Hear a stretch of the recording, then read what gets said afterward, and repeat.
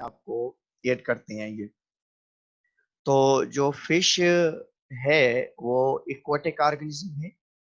Marine water fish के लिए हमने पहले ही डिस्कस किया था कि मैरीन वाटर फिशेस जो हैं that have external hypertonic environment. इनका जो बैरूनी इन्वायरमेंट है वो हाइपरटोनिक है। हाइपरटोनिक का मतलब है that have the concentrated solution. Concentrated condition है इनमें, मींस एक्सटर्नल के कंपैरिजन में इंटरनल एनवायरनमेंट मोर कंसंट्रेटेड है, क्योंकि दैट पजेस द साल्ट, उसके अंदर साल्ट पाए जाते हैं। साल्ट्स की अवेलेबिलिटी की वजह से कंसंट्रेटेड हो जाती है सोल्यूशन इनकी बॉडी के कंपैरिजन में। और जबकि इंटरनल एनवायरनमेंट इनका डाइल्यूट है, हाइपोटोनिक है, और इस हाइपोटोनिक कंडीशन की वजह से इनके इंटरनल एनवायरनमेंट में पानी को ऐड करना थोड़ा मुश्किल होता है कि ये जानदार किस तरीके से इनटेक करें, या from higher concentration to lower concentration body के अंदर किस तरीके से ऐड करें, पानी को एब्जॉर्ब कैसे करें, पानी की एब्जॉर्प्शन को कैसे प्रोसीड करें। तो इस लिहाज से उनको थोड़ी सी परेशानी होती है, या ये परेशान कुन बात भी है इन जानदारों के लिए कि ये जानदार किस तरीके से अपने आप को मेंटेन करें। एक और चीज हम इनके साथ हमने पढ़ी थी कि ये जानदार जो हैं इनके पास यूरिया यूरिन यूरिन में थोड़ी सी क्वांटिटी यूरिया की और ट्राई मिथाइल अमाइन ऑक्साइड की पानी के साथ रिलीज होती है। तो पानी कंसंट्रेटेड क्यों हो जाता है? क्योंकि यूरिया और tri methyl amine oxide chemical substance हैं, नाइट्रोजीनियस वेस्ट हैं, जो उनके यूरिन के साथ या यूरिन में एड होकर रिलीज होता है। तो इस वजह से इनका यूरिन जो होता है वो क्या होता है? कंसंट्रेटेड यूरिन होता है। इनके पास साल्ट्स एक्टिवली एब्जॉर्ब होते हैं बॉडी के अंदर, और जब बॉडी के अंदर इजाफी हो जाते हैं तो इनके गिल्स उन इजाफी साल्ट्स को गिल्स की मदद से बॉडी से रिलीज आउट करते हैं।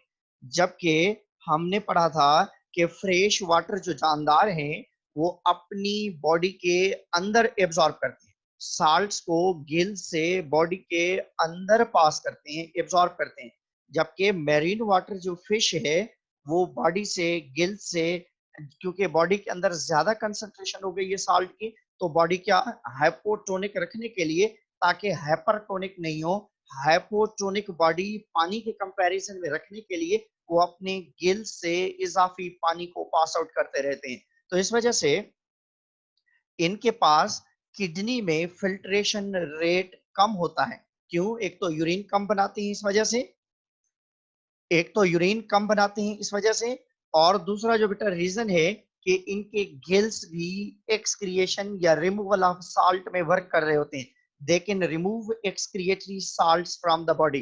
दोबारा सुन लें, मरीन वाटर फिशेस जो हैं उनका एक्सटर्नल एनवायरनमेंट हाइपरटोनिक होता है और इंटरनल इन्वायरमेंट हाइपोटोनिक होता है।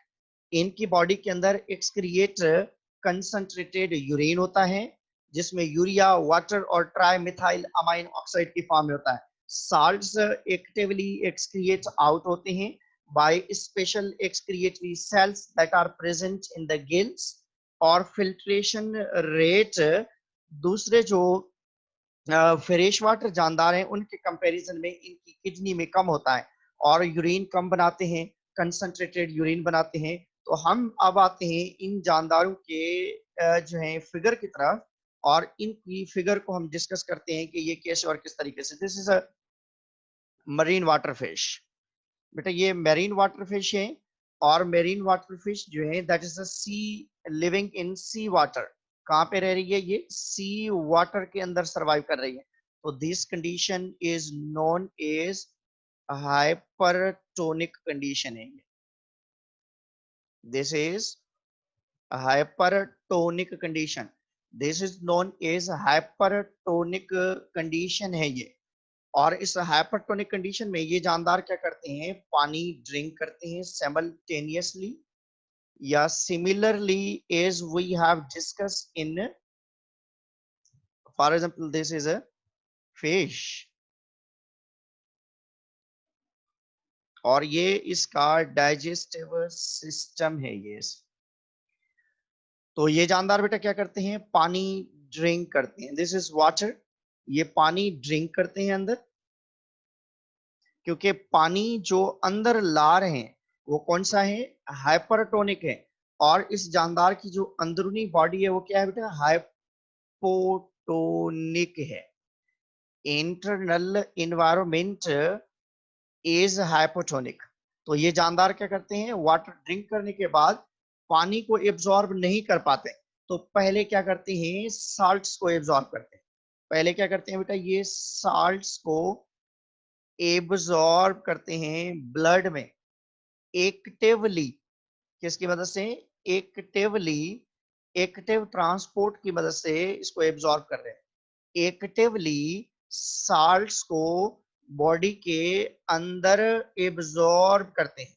दोबारा सुन लें, इनका एक्सटर्नल सी वाटर वाला जो इन्वायरमेंट है वो हाइपरटोनिक है, और बॉडी वाला जो इन्वायरमेंट है वो क्या है, हाइपोटोनिक है।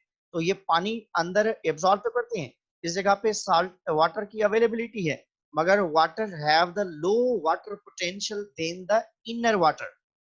जो ब्लड के अंदर, बॉडी के अंदर पानी पाया जाता है, उसके कंपैरिजन में जो पानी ड्रिंक किया जा रहा है उसके अंदर वाटर की कंसंट्रेशन जो है कम है, या वाटर पोटेंशियल कम है, तो इस वजह से पानी ये एब्जॉर्ब नहीं कर सकते। पानी को एब्जॉर्ब करने के लिए जरूरी है कि पहले साल्ट्स को बॉडी के अंदर एब्जॉर्ब किया जाए। जैसे ही साल्ट अंदर एब्जॉर्ब हो जाते हैं तो little bit quantity of water जो है ये जानदार किसके अंदर ऐड करवाते हैं, ब्लड के अंदर, लिटिल बिट क्वांटिटी। और ये ब्लड जो है इसी चीज को बॉडी के अंदर ऐड करवाती हैं, और ऐड करवाने के बाद that move towards the kidney. This is kidney. ये फॉर एग्जांपल हम कह रहे हैं कि ये किडनी है, इस जगह पे इसकी किडनी अवेलेबल होती है, और इस किडनी में स्मॉल ग्लोमेरुलस होता है, स्मॉल साइज्ड कप होता है, जिसकी वजह से ये एक्सक्रिएशन करते हैं।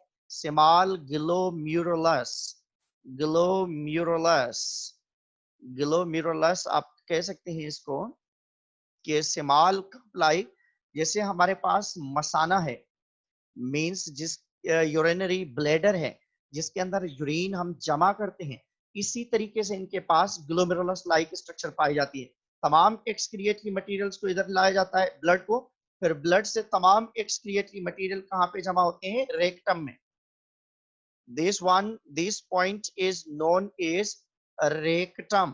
Last point of digestive system is known as rectum. तो ये कौन सी चीज है बेटा, रेक्टम है। इस रेक्टम के अंदर इसको जमा करते हैं और अनवांटेड मटेरियल को पास आउट करते हैं ये इस तरीके से।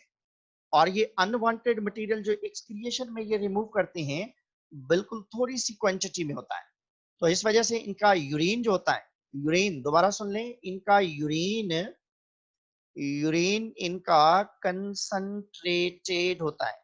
यूरिन बेटा इनका क्या होता है, कंसंट्रेटेड होता है। यूरिन इनका कंसंट्रेटेड होता है, यूरिन इनका कंसंट्रेटेड होता है ऐसे। तो ये जानदार एक्सटर्नल एनवायरनमेंट क्या है इनका, हाइपरटोनिक, और इंटरनल बेटा क्या है, हाइपोटोनिक। ये जानदार वाटर ड्रिंक करते हैं पहले, जैसे ही पानी पीते हैं या इनटेक करते हैं, that move toward the digestive system. Digestive system में जो पानी गया है इसकी हाइपोटोनिक कंडीशन है, हाइपरटोनिक कंडीशन है, जबकि ब्लड के अंदर हाइपोटोनिक कंडीशन है। हाइपोटोनिक का मतलब क्या है कि that possess more water potential. Hyper का मतलब क्या है कि लेस वाटर पोटेंशियल। इनके ब्लड के अंदर जो पानी मौजूद है वो ज्यादा है, और जो डाइजेस्टिव सिस्टम है वो उसके अंदर पानी की कंसंट्रेशन कम है। तो ये जानदार बेटा क्या करते हैं, अपना एक पैटर्न यूज करते हैं, अपना एक एक्टिवली साल्ट्स को, साल्ट्स और मिनरल्स को किसके अंदर ऐड करवाते हैं, ब्लड के अंदर। जब साल्ट और मिनरल्स ब्लड में चले जाते हैं तो अल्टीमेटली थोड़ी सी quantity, very minute quantity of salt absorb into blood, blood के अंदर थोड़ी सी क्वांटिटी साल्ट की एब्जॉर्ब होती है, सॉरी वाटर की एब्जॉर्ब होती है, और ये almost water is utilized into the metabolism. ज्यादातर ये पानी जानदार अपनी बॉडी के अंदर मेटाबॉलिज्म के अंदर यूटिलाइज करता है या टेम्परेचर को रेगुलेट करने के लिए यूज करता है। बाकी थोड़ी सी क्वांटिटी जो पानी की ब्लड के अंदर रहती है वो किसके अंदर रिलीज करवा देते हैं, यूरिन के अंदर।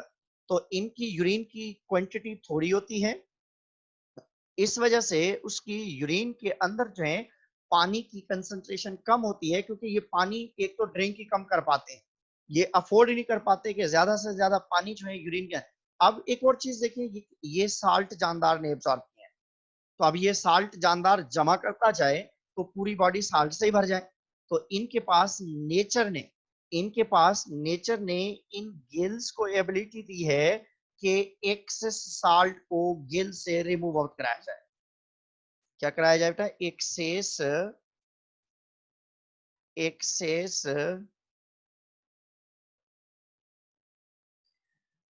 salts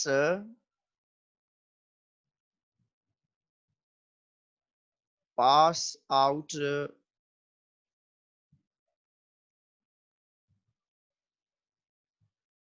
from urine या from gills, sorry, from gills। तो इनके गिल्स जो हैं एक्सक्रिएटरी मटेरियल को पास करने की सलाहियत रखती हैं। दोबारा सुन लें, अगर परेशानी हो रही है तो आप जो है इस चीज को दोबारा सुन लें। ये जानदार एक्सटर्नल इन्वायरमेंट में इनका क्या है, हाइपरटोनिक है, तो मींस कंसंट्रेटेड है। और इनकी जो बॉडी है, इस जगह पे भी लिख सकते हैं इधर भी, तो इनकी जो बॉडी है वो हाइपोटोनिक है। बॉडी क्या है, हाइपोटोनिक है। बॉडी इनकी क्या है, बॉडी क्या है बेटा, हाइपोटोनिक है। हाइपो है ये, मीन्स ये डाइल्यूट है एक्सटर्नल इन्वायरमेंट के कंपैरिजन में। ये जानदार पानी को ड्रिंक करते हैं, पानी इनके डाइजेस्टिव सिस्टम में आता है, फिर उस डाइजेस्टिव सिस्टम से एक्टिव ट्रांसपोर्ट की मदद से साल्ट को ब्लड में ऐड करते हैं। जब साल्ट ब्लड के अंदर ऐड हो जाते हैं तो फिर जाकर थोड़ी सी क्वांटिटी वाटर की बॉडी के अंदर ऐड होती है। फिर जब पानी और साल्ट बॉडी के अंदर आ जाते हैं तो साल्ट को किसकी मदद से रिमूव कराया जाता है, गिल्स की मदद से। साल्ट को किसकी मदद से रिमूव कराया जाता है, क्योंकि इनके जो गिल्स हैं that are for two purposes, one is for the exchange of gases and other is responsible to remove excretory material from the body। तो गिल्स के दो मेन फंक्शन हैं, one is excretion of salt and other one is specially the exchange of gases. मगर ये bony fishes में होता है, याद रखें, ये बोनी फिशेस में होता है। साल्टी वाटर के अंदर या कंसंट्रेटेड वाटर के अंदर, सी या ओशन में कोन्ड्रिक थाइसिस भी रहती है। ये ओस्टियक थाइसिस है जो मैंने अभी आपके साथ डिस्कस किया है। ओस्टियक थाइसिस के बारे में मींस वो जिनको एक सुराख हो इस जगह पे। कोन्ड्रिक थाइसिस कौन सी है बेटा, शार्क है जैसे, रे फिशेस हैं जैसे, टार्पीडोज हैं जैसे, जिनको बॉडी के ऊपर मोर देन जो वन पेयर ऑफ पोर्स हो for the excretion, for the respiration, for the gills जो है, तो उनके लिए हम वर्ड यूज करते हैं कि वो कोन्ड्रिक थाइसिस है, जिनका इंटरनल एंडोस्केलेटन कार्टिलेजस होता है। दोबारा समझ लें, मैं फिर आगे जा रहा हूं कि ये मेरीन वाटर जो फिशेस हैं इनका external environment hypertonic, internal hypotonic है। ये जानदार वाटर ड्रिंक करते हैं, पानी इनके डाइजेस्टिव सिस्टम में आता है, फिर एब्जॉर्ब होने का इशू है क्योंकि जो पानी है उसके अंदर लेस वाटर पोटेंशियल है, जो ब्लड है उसके अंदर हाई वाटर पोटेंशियल है। तो एब्जॉर्प्शन कैसे हो, उसके लिए वो ट्रिक यूज करते हैं। ट्रिक क्या यूज करते हैं, पहले इन साल्ट्स को ब्लड के अंदर एब्जॉर्ब कराते हैं एक्टिव ट्रांसपोर्ट की मदद से। तो जब एक्टिव ट्रांसपोर्ट की मदद से साल्ट ब्लड में चले जाते हैं तो ब्लड थोड़ी सी हाइपरटोनिक होना शुरू होती है। जितनी ब्लड हाइपरटोनिक होना शुरू होती है इतना पानी ब्लड के अंदर एब्जॉर्ब होना शुरू होता है। तो थोड़ी सी क्वांटिटी पानी की एब्जॉर्प्शन होती है ब्लड के अंदर, और वो पानी जो थोड़ा सा ब्लड के अंदर एब्जॉर्ब हुआ है, ये जानदार ऑलमोस्ट उस पानी को अपने जो मेटाबॉलिज्म है उसमें यूज करते हैं। जब वो मेटाबॉलिक प्रोसेस के अंदर इस चीज को ये यूज कर लेते हैं, मेटाबॉलिक प्रोसेस के अंदर ये यूज कर लेते हैं, तो नेक्स्ट चीज ये होती है कि अगर फिर भी उससे पानी बच जाता है, तो दे हैव स्पेशल किडनी, इनके पास स्पेशली किडनी अवेलेबल है, और उसका glomerulus means cup like structure बिल्कुल छोटी सी होती है, क्योंकि इनका काम थोड़ा सा है पानी को कम जो है एक्सक्रिएट आउट करने के लिए, तो नेचर ने इनको कप भी छोटा दिया है, या इनके एक्सक्रिएशन के लिए जो पॉइंट है वो भी एक छोटी दी है स्ट्रक्चर के लिहाज से। तो इस तरीके से एक्सक्रिएटरी मटेरियल को ये बॉडी से पास करवाते हैं by the help of kidney, और स्मॉल क्वांटिटी ऑफ यूरिन बनता है, जिसके अंदर urea try methyl amine oxide ज्यादा क्वांटिटी में इस वाटर के साथ एडेड होते हैं, और इस वजह से ये कंसंट्रेटेड सॉल्यूशन का नाम दिया जाता है इसको। और इनका यूरिन जो है एक्सटर्नल एनवायरनमेंट के लिहाज से हम कहते हैं कि ये आइसोटोनिक होता है। क्या होता है बेटा, ये आइसोटोनिक यूरिन है इनका, आइसोटोनिक यूरिन बनता है इनका, क्योंकि इट इज हाइपरटोनिक नेचुरली, तो इस वजह से हम कह सकते हैं कि ये आइसोटोनिक बनता है।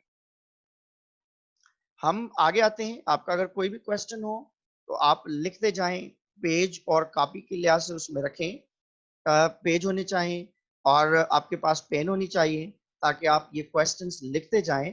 जब हम सेशन एंड कर रहे हो तो लास्ट में आप क्वेश्चन जो है पूछ सकते हैं, जो भी आपको प्रॉब्लम हो या कहीं पे भी आपको इश्यू हो।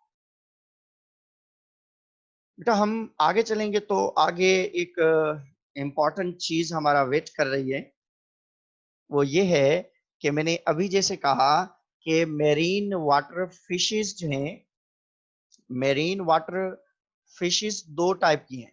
एक है बेटा bony fishes, these are the bony fishes, जिनके पास एक इस जगह पे सुराख होता है जो हम कॉमनली खाते हैं, वो बोनी फिशेस हैं।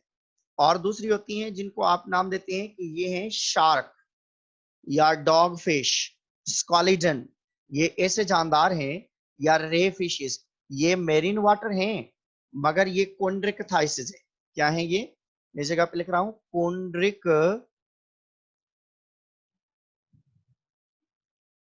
कोन्ड्रिकथाइसिस है, कोन्ड्रिक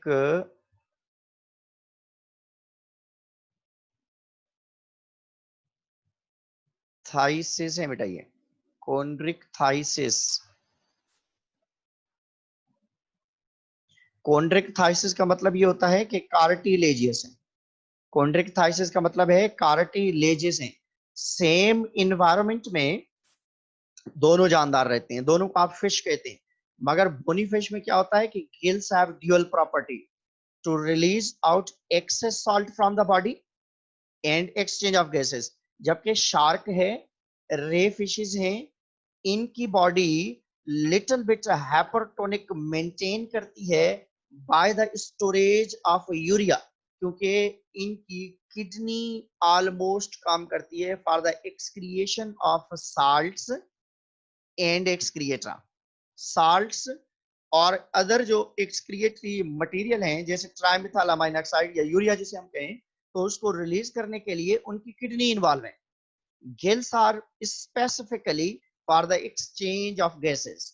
दोबारा सुन लें, बोनी फिशेस के गिल्स ड्यूअल पर्पस के लिए वर्क कर रहे हैं, one is for the exchange of gases and other is to release out excess salt from the body, जबकि कोन्ड्रिकथाइसिस, जबकि कार्टिलेजियस फिशेस, जबकि वो जानदार जिनका अंदरूनी स्केलेटन सॉफ्ट बना हुआ होता है, जैसे हमारे पास शार्क हैं, जैसे हमारे पास रे फिशेस हैं, जैसे हमारे पास टार्पिडोज हैं, जैसे हमारे पास डॉग फिश है, स्क्वालिडन जैसे हम कहते हैं, ये तमाम कोन्ड्रिकथाइसिस फिशें, इन फिशेस के अंदर, इन फिशेस के अंदर जो है किडनी फंक्शनल होती है। या हम जैसे देखें कि मैरीन वाटर जो कोन्ड्रिक थाइस है, तमाम मैरीन वाटर कोन्ड्रिक थाइसिस जो है, उनकी बॉडी के अंदर किडनी फंक्शनल होती हैं, और किडनी के पास ये एबिलिटी होती है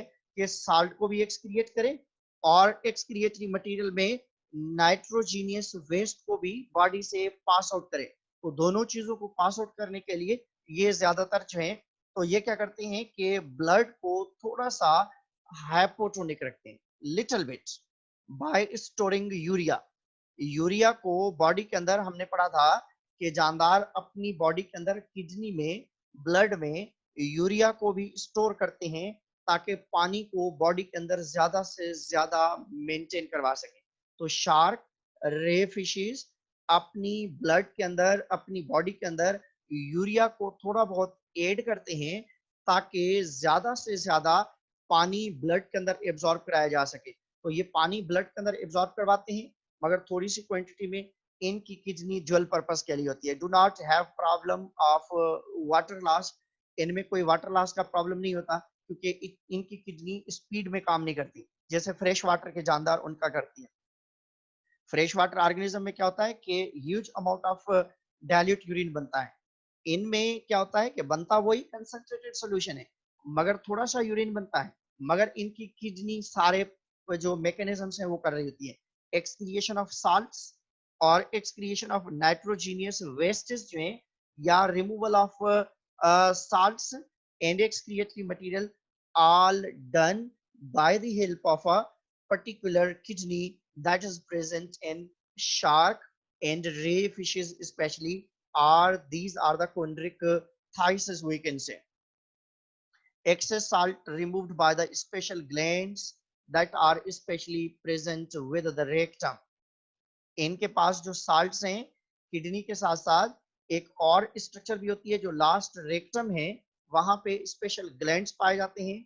उन ग्लैंड से भी ये अपने एक्सक्रिएटरी मटेरियल को पास आउट करवा सकते, साल्ट्स को पास आउट करवा सकते हैं। मींस उनके पास क्या था, जो मेरीन वाटर फिशेस थी, जो ओस्टिकथाइसिस थी, उनकी गिल्स काम कर रहे थे एक्सक्रिएटरी एक्सक्रिएशन ऑफ साल्ट, मगर इनके पास क्या है, रेक्टम पाया जाता है, पर्टिकुलर रेक्टम पाया जाता है जो किडनी के साथ साथ रेक्टम से एक्सेस साल्ट को यूरिन के अंदर या अनडाइजेस्टेड फूड मटेरियल के साथ उसको ऐड करवाते हैं। तो दोबारा लास्ट सुन लें बस। तो बोनी फिश जो है इनके पास गिल्स होते हैं for the exchange of gases and removal of excretory material, और इनकी बॉडी हाइपोटोनिक होने की वजह से बॉडी के अंदर पानी को एब्जॉर्ब करना थोड़ा सा मुश्किल होता है। जबकि शार्क है, रे फिशेस पानी के लिहाज से, एक्सटर्नल इन्वायरमेंट के लिहाज से अंदरूनी इन्वायरमेंट को हाइपो रखते हैं, अंदरूनी इन्वायरमेंट को हाइपर रखते हैं ताकि जैसे ही पानी ड्रिंक करें तो थोड़ा सा पानी ब्लड के अंदर एब्जॉर्ब कर सके। तो इस वजह से इन जानदारों को आसानी रहती है कि little bit quantity of water they can absorb into the blood, और ब्लड जो है उसको लेके जाती है किसकी तरफ, कैरी टूवर्ड द किडनी। फिर किडनी मेंटेन करती है, एक्सेस मटेरियल को पास आउट करती है, और रेक्टम भी इनका सपोर्ट कर रहा है एक्सक्रिएशन या रिमूवल ऑफ एक्सक्रिएटरी मटेरियल्स के लिहाज से। So let's move toward the next जो हमारे पास है वो है बेटा एक्सक्रिएशन इन एनिमल्स। ये हमने पढ़ा ऑस्मो रेगुलेशन। ये आप देख सकते हैं एक्सक्रिएशन इन एनिमल्स के लिहाज से अगर हम देखें तो जो एक्सक्रिएटरी मटेरियल्स हम नाम देते हैं वो स्पेशली कौन से होते हैं, एक्सक्रिएटरी मटेरियल्स जो होते हैं वो नाइट्रोजीनियस वेस्ट कहलाते हैं। क्या कहते हैं वो, नाइट्रोजीनियस वेस्ट कहा जाता है इनको, नाइट्रोजीनियस वेस्ट कहते हैं इनको। ये टॉक्सिक होते हैं नाइट्रोजीनियस वेस्ट। नाइट्रोजीनियस वेस्ट कौन से हैं, मैं नेक्स्ट स्लाइड पे आ रहा हूं तो आपको बता रहा हूं कि कौन से हैं नाइट्रोजीनियस वेस्ट। मगर नाइट्रोजीनियस वेस्ट बनते किस चीज से हैं, अगर प्लांट में आपने एक्सक्रिएशन पढ़ी है तो बेटा प्लांट कभी भी यूरिया, अमोनिया, यूरिक एसिड बनाते ही नहीं है। क्यों नहीं बनाते हैं, क्योंकि प्लांट्स जो होते हैं एक ही जगह पे रुके रहते हैं, तो वो प्रोटीन्स को अपने रेस्पिरेशन में बर्न ही नहीं करते। जबकि एनिमल्स जो हैं रेस्पिरेशन में main source of material is glucose और वी कैन से कार्बोहाइड्रेट्स। जब बॉडी के अंदर कार्बोहाइड्रेट की कमी हो जाती है या कार्बोहाइड्रेट हमारी बॉडी के अंदर कम हो जाता है तो उसके अल्टरनेट हमारी बॉडी के अंदर क्या पाए जाते हैं, प्रोटीन्स अवेलेबल होते हैं। This is protein, protein, protein. और उसके बाद न्यूक्लिक एसिड। अब दो कंडीशंस हैं, या तो हम प्रोटीन से ज्यादा क्वांटिटी में खाएं तब अमोनिया, यूरिया, यूरिक एसिड बनेगा, या आपकी बॉडी के अंदर कार्बोहाइड्रेट की कमी हो जाए तो अल्टरनेट टू कार्बोहाइड्रेट हम प्रोटीन्स को खाते हैं, प्रोटीन्स को बॉडी के अंदर यूटिलाइज करते हैं, मसल्स के अंदर जो है मौजूद जो प्रोटीन्स हैं उनको हम बर्न करते हैं। दोबारा सुने, हमारी बॉडी के अंदर डायरेक्ट सोर्स ऑफ एनर्जी या जिस चीज को हम रेस्पिरेशन में यूज करते हैं वो है ग्लूकोज या कार्बोहाइड्रेट्स। अगर हमारी बॉडी में कार्बोहाइड्रेट की कमी हो जाती है या कार्बोहाइड्रेट की अवेलेबिलिटी हमारी बॉडी के अंदर नहीं होती तो हम कार्बोहाइड्रेट के अल्टरनेट हम प्रोटीन्स को मसल से यूज करते हैं या प्रोटीन्स को यूटिलाइज करना शुरू करते हैं। जब हम बॉडी के अंदर प्रोटीन्स को यूटिलाइज करना शुरू करते हैं तब हमारी बॉडी के अंदर क्या बनते हैं, अमोनिया बनता है, यूरिया बनता है, यूरिक एसिड बनता है। क्योंकि आपको पता है कि प्रोटीन जब ब्रेक होता है तो बेटा उसमें से बनता है अमाइनो एसिड्स, और अमाइनो एसिड का आपको पता होगा, अमाइनो एसिड के फार्मूला का भी आपको पता है, COOH,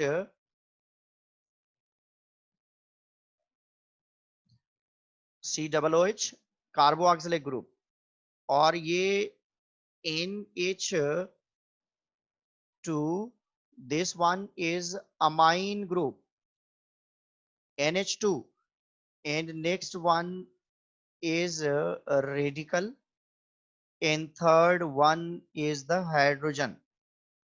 This is a amino acid.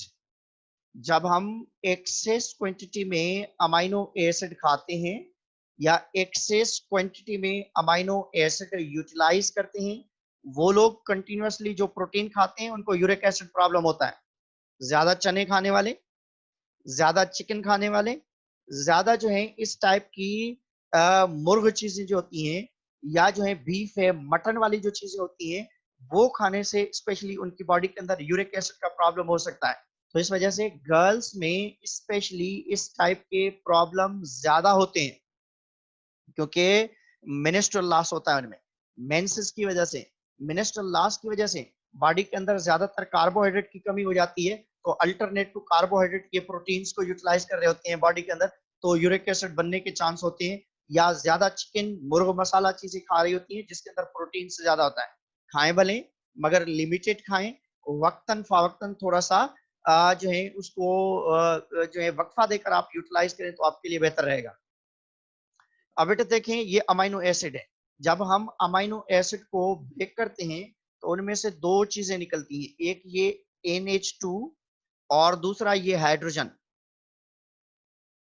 ये दोनों जब निकलते हैं तो इन दोनों को मिलाकर हमारे पास क्या बनता है, अमोनिया बनता है, NH3 बनता है, NH3 बनता है। क्या बनता है बेटा, NH3, this is ammonia, this is very important. मैं इस अमोनिया की फॉर्मेशन की तरफ भी मैं आ रहा हूँ कि अमोनिया बनता कैसा है, उसकी तरफ भी मैं आ रहा हूँ कि अमोनिया की फॉर्मेशन कैसे होती है। ये लिवर के अंदर हम डिटेल में भी पढ़ेंगे कि ह्यूमन के अंदर कैसे बनता है। दोबारा समझ लें, प्रोटीन्स को जब हम ब्रेक करेंगे तो उसमें से बनेगा अमाइनो एसिड्स, और इसी अमाइनो एसिड को जब हम ब्रेक करेंगे तो इसका अमाइन ग्रुप और हाइड्रोजन रिलीज हो जाएंगे इससे। ये दोनों जब इससे रिलीज हो जाएंगे अमाइनो एसिड से तो इसमें से बनेगा अमोनिया। तो इस प्रोसेस को हम नाम देते हैं ammonification, formation of ammonia. Ammonia की फॉर्मेशन को अमोनिफिकेशन कहा जाता है। और ये जो NH2 ग्रुप अमाइनो एसिड से रिलीज हो रहा है, this one is known as deamination. दोबारा सुने, प्रोटीन जब ब्रेक होता है तो उसमें से बनता है अमाइनो एसिड। जब अमाइनो एसिड ब्रेक होता है तो उसके फॉर्मेशन में दो चीजें बनती हैं, एक बनता है अमोनिया और दूसरा बनता है रेजिडुअल मटेरियल। जो रिमेनिंग पोर्शन है, मतलब ये वाला जो रिमेनिंग पोर्शन होगा इसके साथ ऑक्सीजनेट होगी, बाकी जो रिमेनिंग पोर्शन होगा उसको कहेंगे रेजिडुअल मटेरियल, मींस बचा हुआ मटेरियल। ये रेस्पिरेशन में यूज होगा। और ये अमोनिया टॉक्सिक है, पॉइजन है, जो हम अपनी बॉडी से रिलीज आउट करते हैं डिफरेंट फॉर्म्स में। अब क्या हो गया बेटा, ये NH3 या NH2 की फॉर्म में ये अमाइन ग्रुप है। NH2 कहां से रिमूव हुआ है? अमाइनो एसिड से। अब हम एक दूसरी तरफ हम आते हैं, this is nucleic acid. Nucleic acid means DNA, RNA, ATP, NADP, NADPH, या ये तमाम चीजें जिसके अंदर न्यूक्लिक एसिड्स कहलाते हैं, जिनके अंदर न्यूक्लियोटाइड हो। न्यूक्लिक एसिड ब्रेक होगा किसमें? न्यूक्लियोटाइड में। दोबारा सुने, न्यूक्लिक एसिड जब ब्रेक होंगे तो उनमें से बनेगा न्यूक्लियोटाइड। और न्यूक्लियोटाइड में तीन चीजें होती है किसी भी न्यूक्लियोटाइड में। मैंने चैप्टर नंबर 2 में पढ़ाया आपको, या आपने चैप्टर नंबर 2 के अंदर पढ़ा होगा कि तीन चीजें हमारे पास होती हैं किसी भी न्यूक्लियोटाइड में। किसी भी न्यूक्लियोटाइड में किसी भी न्यूक्लियोटाइड में तीन चीजें पाई जाती हैं। और वो तीन चीजें बेटा क्या है न्यूक्लियोटाइड के अंदर? एक है pentose sugar, one is pentose